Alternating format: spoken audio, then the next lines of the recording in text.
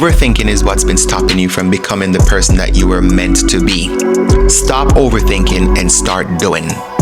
Hey guys, welcome back to the channel. My name is Andrew, and today I am going to be looking at how overthinking can prevent men from becoming the best version of themselves, or just from becoming who they were meant to become, and living their purpose. If you're new to this channel, welcome.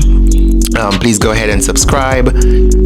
Give this video a thumbs up if you find value from it. And also, if you're generous enough, go ahead and share it with somebody who you think can benefit from the video. So thank you. Let's jump right into it.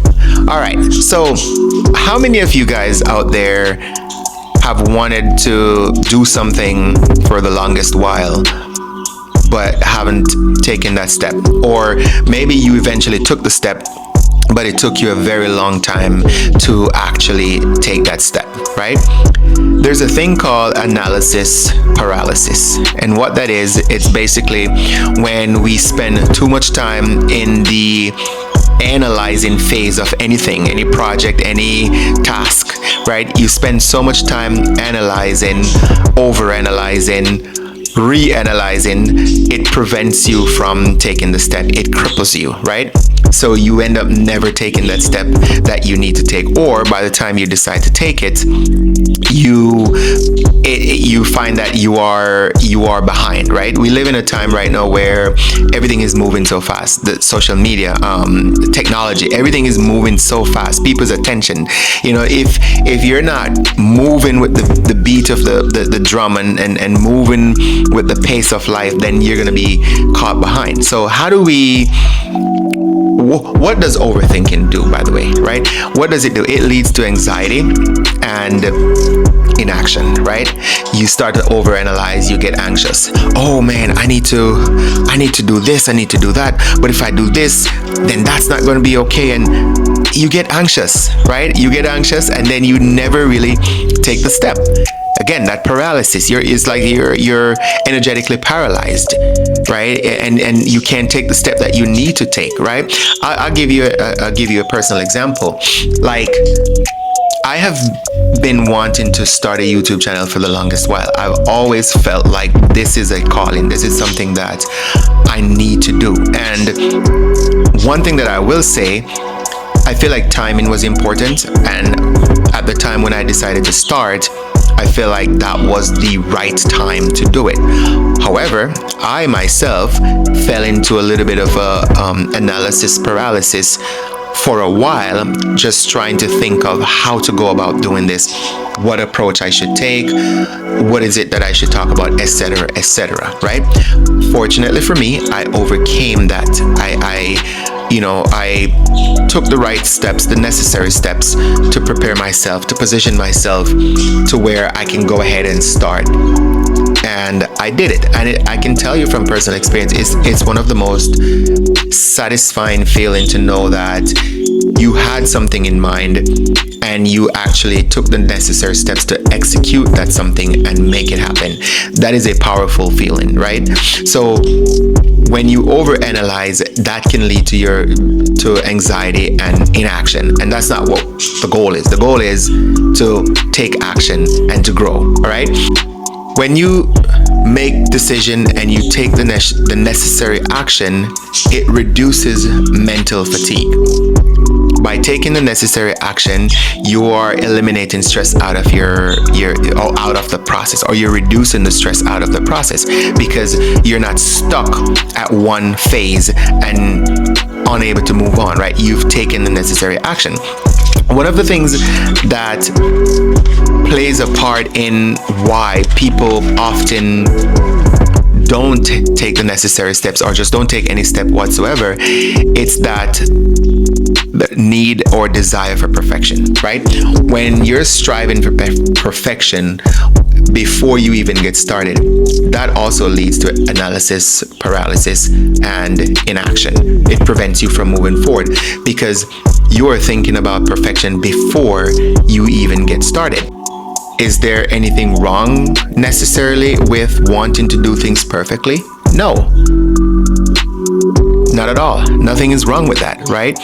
But the challenge is that If you spend all your time on wanting or trying to perfect the entire project before starting, you'll never get started, right?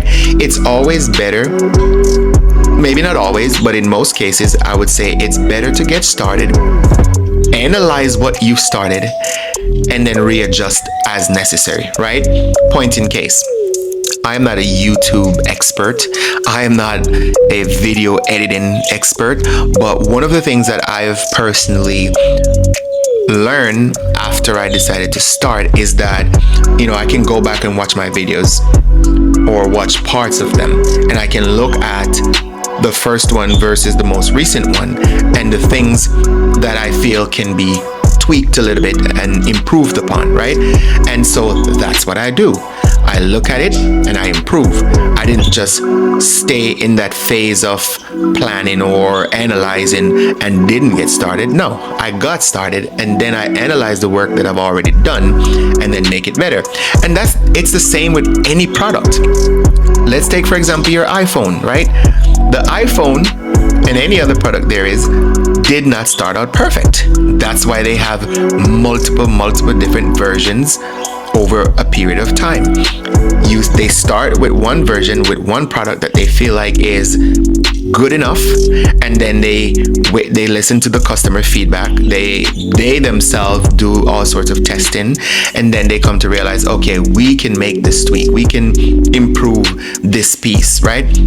And that's what they do. They go ahead and make the necessary adjustments to refine and improve that product. So for those of you guys who like to overanalyze and overthink without taking action, let's change that, right? We're going to change that. We're going to take the necessary action first. We're going to analyze after, and then we make the adjustments and changes that is needed, right? Let's change the order in which we go about things, because let's be honest, some of you all got some amazing ideas, right? Whether it's for invention of something, whether it's a product line, right? Whether it's a book or whatever it might be. Some of you guys have amazing ideas, but you never get started. You never get started because you are afraid of, well, for some of you, you're afraid of taking that first step. You're probably concerned about feedbacks, right? And then some of you just get stuck in that phase of analyzing and planning and never take that action.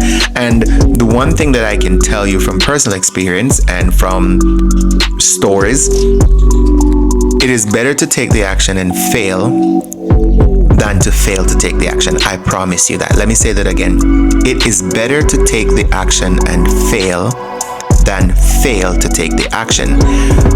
Life is so short and so precious. You don't want to get to a certain stage in your life looking back with your best years behind you and thinking to yourself, man, if I knew then what I know now, I would have taken that step. No, take the step now. Take the step now.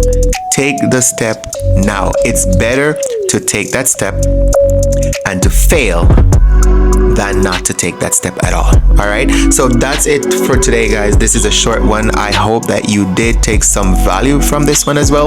Again, if you're not already a subscriber, please go ahead and subscribe to the channel. That helps me grow, and I really appreciate that. Give this video a thumbs up and share with somebody if you feel generous enough.